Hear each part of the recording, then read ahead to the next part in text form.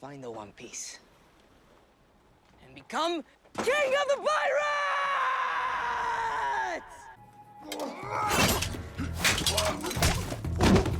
La série One Piece Netflix est une très grande réussite, le défi impossible a été relevé. Et si cette adaptation est si bonne, c'est pour diverses raisons, telles que le budget, les efforts mis pour respecter l'œuvre originale, les corrections de Eiichiro Oda, mais aussi les différents changements qui ont été faits par les équipes de réalisation de la série, avec bien sûr la supervision et l'approbation de Oda Sensei lui-même. Et ce, pour que cette saga East Blue puisse tenir en seulement 8 épisodes de 1 heure. Ces changements et ajouts ont, à mon sens, permis de corriger la lenteur des premiers arcs de One Piece et donner un meilleur rythme à One Piece. Et en cela, je n'ai pas peur de le dire, au vu de la qualité et du respect aux matériaux d'origine de cette série live action, je trouve que One Piece Netflix est une meilleure porte d'entrée à l'univers de One Piece que le début de l'anime. Je sais que je vais me faire insulter en commentaire pour ça, mais j'en suis convaincu. D'ailleurs, beaucoup de gens, après le visionnage de cette saison, ont eu envie d'aller regarder l'anime, alors que de base, ils étaient rebutés par un nombre faramineux d'épisodes. S'ils avaient commencé l'anime, je pense que certains auraient lâché au bout de quelques épisodes. Et il y en a qui ont lâché, et cette série leur a donné envie de redonner une chance à One Piece. Je vais à présent vous présenter ce qui pour moi sont les meilleurs changements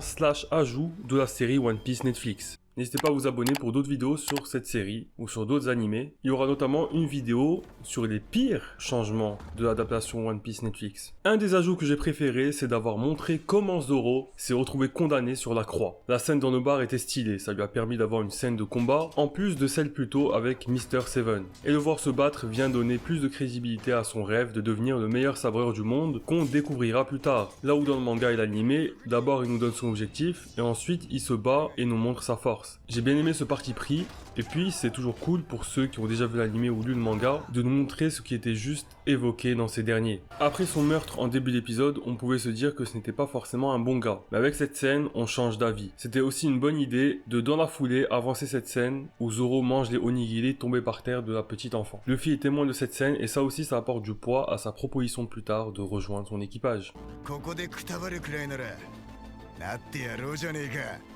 海賊に組みだろうがなんだろうが俺の名を世界中に轟かせてやれ Un changement que j'ai beaucoup aimé, c'est d'intégrer Nami plus tôt dans l'aventure, de l'inclure dans les combats, notamment contre Morgan, et toute cette phase d'infiltration que j'ai vraiment beaucoup aimé dans la base de la marine. J'ai trouvé les décors de cette base particulièrement réussis, et on voit une complicité entre Luffy et Nami très rapide. Mention spéciale à la scène où ces deux-là croisent Morgan.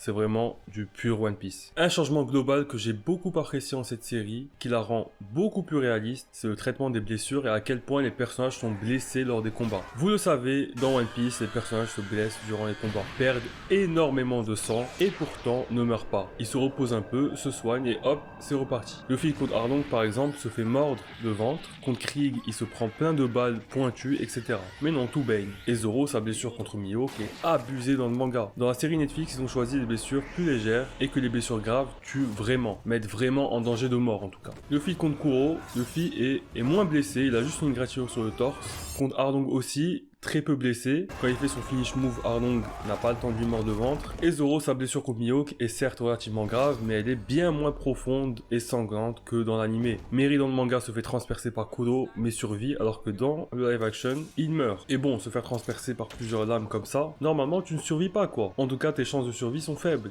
Ceux qui vont passer de la série à l'anime vont être surpris du peu de personnages qui meurent. En anime, tu mets un mec qui saigne énormément mais qui survit, je grince des dents, mais ça va. C'est un dessin animé. De ce fait, c'est moins réaliste, ça passe. Surtout que le chara design n'est pas très réaliste et un peu fantaisiste. En live action, tu mets un mec coupé en 4 qui survit, ça me sort du truc. Alors vraiment, très bon changement pour moi. Un ajout lié un peu à tout ça, c'est la mort de Mr. Seven dès le début de la série, tué par Zoro. Et surtout, c'est très graphique. Le mec a été coupé en deux. D'habitude, dans les combats de Zoro à l'épée, le mec, son ventre est ouvert à la rigueur. Mais coupé en deux, wow, c'est un petit peu abusé je trouve. Mais au moins, ça aurait eu le mérite de montrer aux fans qui connaissent déjà One Piece qu'ici, on est dans une adaptation et ça sera plus gore, plus réaliste, moins enfantin. Et franchement, ça fonctionne. Et ceux qui découvrent One Piece avec ça ont déjà un peu la couleur qu'aura la série. Ce n'est pas parce que tu vois Luffy faire de guignol que la série n'aura pas de tension et de drame. C'est le message que je perçois dans cette scène. Et puis encore une fois, c'est un événement qui a été mentionné dans One Piece, mais jamais montré. Alors ça fait plaisir de le voir, même si ce n'est pas précisé quel agent est venu proposer à Zoro de rejoindre Baroque. Un changement majeur de la série, c'est la poursuite de Garp des pirates au chapeau de paille. Je trouve que c'est un excellent changement, ça apporte un fil rouge au récit, tout en développant Koby et Hermep. Bien sûr, il ne faut pas que l'on voit toute l'évolution de Koby du début à quand on le revoit à Enies Lobby, mais le suivre un peu à ses débuts en même temps que Luffy, c'est une bonne idée. Dans l'anime, on ne les revoit qu'après l'arc East Blue, dans seulement 2 épisodes, puis plus rien jusqu'à Enies Lobby. Peut-être que Kobe est un peu le Konohamaru de One Piece, un entre guillemets faux rival à Luffy, qui est toujours loin derrière lui et qui ne compte pas réellement l'affronter. D'ailleurs, pour le coup, il n'a même pas le même objectif que lui, même si évidemment à un moment donné, il va bien finir par le rattraper. Mais c'est l'espoir de la marine, la nouvelle génération. D'ailleurs, un thème qui est traité via Garp, via Zeph. Il va sans nul doute créer une nouvelle ère de Marines. Alors lui donner une importance dès le début est une bonne idée. Par contre, désormais, je ne veux pas le revoir avant Enies Lobby. Quand il reviendra, il aura pris confiance en lui, il sera devenu bien plus fort. Et je pense que l'acteur changera d'ailleurs. Garp qui poursuit Luffy pour les connaisseurs du manga peut paraître étrange. Déjà qu'il s'obstine à ce point tel Smoker, mais surtout, vice-amiral ou pas, héros de la marine ou pas, d'où il a le pouvoir de mobiliser autant d'hommes pour poursuivre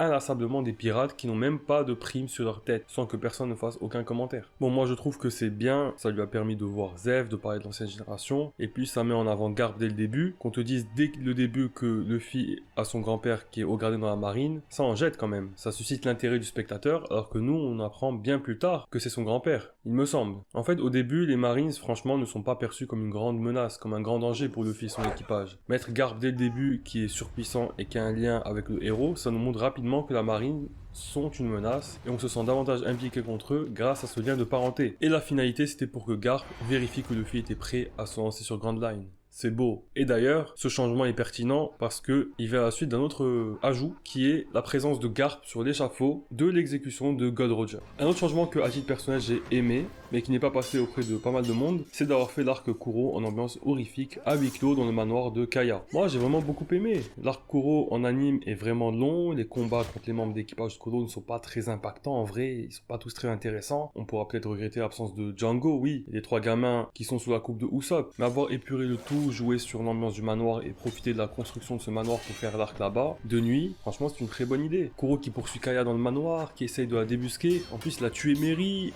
donc perso je sens plus le danger de mort que c'était dans l'anime quoi. Kuro qui libère toutes les émotions négatives qu'il gardait toutes ces années à l'encontre de Kaya, en se déchaînant sur le décor, franchement c'est stylé. Moi j'ai beaucoup aimé cet arc, même si mon arc préféré de la série est je pense l'arc Baratie. Pas vraiment un arc, il y a juste Arlong qui vient, mais j'ai beaucoup aimé en fait le restaurant lui-même, l'ambiance et surtout le flashback de Sanji. Un autre changement que j'ai pas mal aimé, c'est l'importance donnée à Baggy, le fait de l'avoir gardé tout le long de la saison. Dans le manga, normalement tu le vois au début, après il apparaît plus, via des petites mini-aventures bizarres, jusqu'à Lockdown. Et au début il était menaçant, il était cruel, etc., comme dans la série, mais après, bon déjà c'est commence un peu à Lockdown et ensuite dans Impel Down c'est encore pire, ça devient un peu un clown littéralement. Et bien dans cette saison, j'ai beaucoup aimé le fait que dans les premiers épisodes il est menaçant et très rapidement il est décrédibilisé, ça devient un peu le clown justement, il fait le cirque, il est ridicule, on voit qu'en fait il est faible, littéralement, Baggy est faible. Donc ça aussi, très bon ajout, surtout quand on connaît l'importance de Baggy dans la suite de l'histoire. Voilà, c'était pour moi les meilleurs changements